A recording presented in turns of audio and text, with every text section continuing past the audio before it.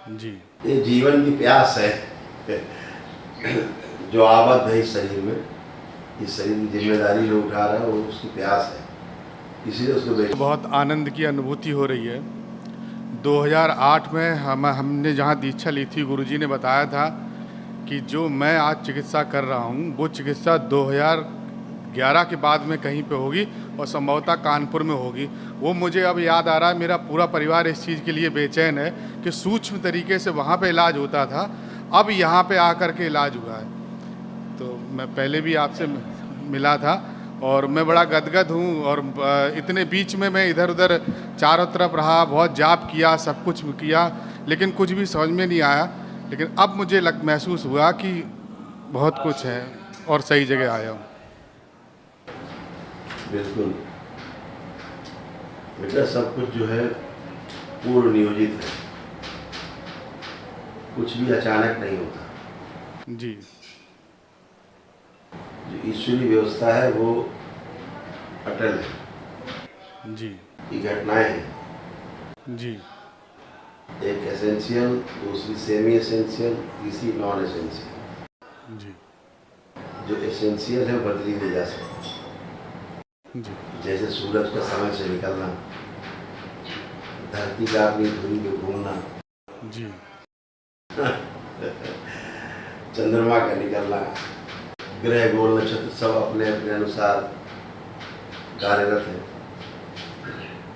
सुबह का निकलना, शाम का ढलना, जी। ये सब निश्चित है, एसेंशियल पार्ट्स। ईश्वरी सत्ता अटल है। जब जहाँ सत्ता को काम लेना होता है वो लेती रहती है, करती रहती है, कहीं छोटे रूप में, कहीं बड़े रूप में। सत्ता तो सत्ता है, सत्ता में छोटा बड़ा कुछ होता नहीं, बस होता है। तो शिव की अनुकंपा, माँ महामाया, माँ की जो कृपा, उनकी शक्ति, जिससे संभव होता है। जी। और तमाम ऋषियों, तमाम साधक ऐसा नहीं कि जो दरबार कर रहा हो नहीं कर सकते, कर सकते। जी। करते भी रहे समय से, कुछ विशेष लोगों के लिए करते रहे, सब लोग नहीं करते, और एक समूह में नहीं करते रहे, क्योंकि प्रकृति की ओर से डिप्यूट किए जाते हैं लोग कि ये कार्य ये नहीं कर रहा है। जी।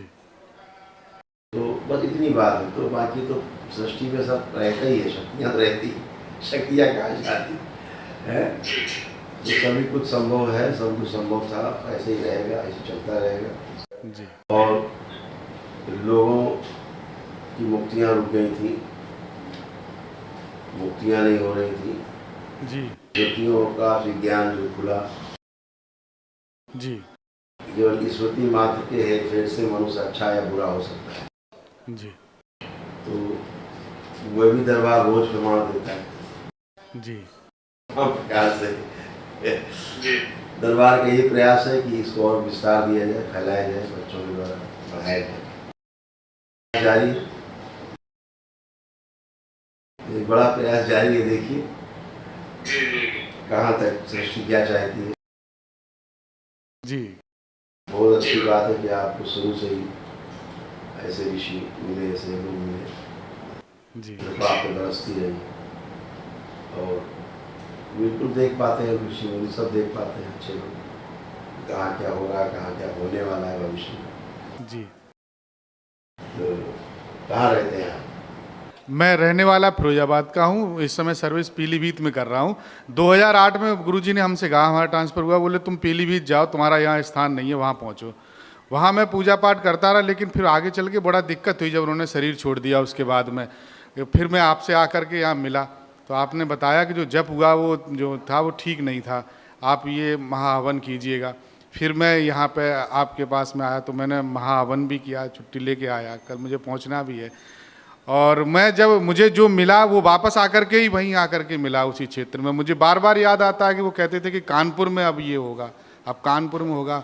तो ये मेरा पूरा परिवार इस चीज़ से गदगद है। छोटा भाई जो है वो दीक्षा भी ले चुका है, पिताजी आ रहे थे भी दीक्षा लेने, तो उन्हें थोड़ा तबीयत खराब हो गई थी तो आ नहीं पाए। और मैं तो आपका नाम जपता रहता हूँ बस यहाँ का। अब बस मेरा मार्ग प्रशस्त कीजिएगा कि मैं और कितना अच्छे तरीके से जाप कर सकूँ और कितना अच्छा जो मैं ध्यान लगा सकूँ। बगैर ध्यान के मुझे ना तो अच्छा लगता है, ना मेरा दिन अच्छा जाता है उस दिन, तो बहुत बेचैनी फिर मुझे होती है, चिड़चिड़ापन होता है अगर मैं नहीं करता। अब तो मैं केवल राधा रमन गुरुदेव जी का नाम लेता रहता हूँ। ये जीवन की प्यास है जो आबद्ध है इस शरीर में, इस शरीर की जिम्मेदारी जो उठा रहा है वो उसकी प्यास है, इसीलिए उसको बेचैनी होती है। ध्यान साधना है ना, तो ठीक बात, अच्छी बात, बाबा से आप जुड़ ही गए और जब समय मिले तो बाबा से दीक्षा लेकर के अपने को आगे बढ़ा सकते हैं, आगे बढ़ सकते हैं, अच्छे बने रहेंगे, आपका जब तक सब सुरक्षित रहेगा। ठीक है, सब कुछ अच्छा है, बहुत अच्छा है। और कोई कष्ट हो बता सकते, कुछ बचा हो जो अब बताया था, मुझे बहुत डॉक्टरों ने देखा, इलाज किया बहुत लंबे समय से, कोई यही नहीं कह पा रहा था कि मेरे लीवर में है क्या। सब यही कह रहे थे फैटी लीवर है, कहीं कुछ है। पहली बार गुरुदेव आपने बताया कि लीवर में ये प्रॉब्लम है, और मुझे दिक्कत थी एक साइड में, पूरे में सांस लेने में भी प्रॉब्लम होने लगी थी धीरे धीरे। तो वो मुझे यहाँ पहली बार बताया गया गुरुदेव, किसी ने नहीं बताया, मैं चारों तरफ इलाज करा आया। एक साइड में पूरा आता था उसका प्रभाव, आधे अंग में, और नीचे पैरों में प्रभाव आने लग गया था काफ़ी।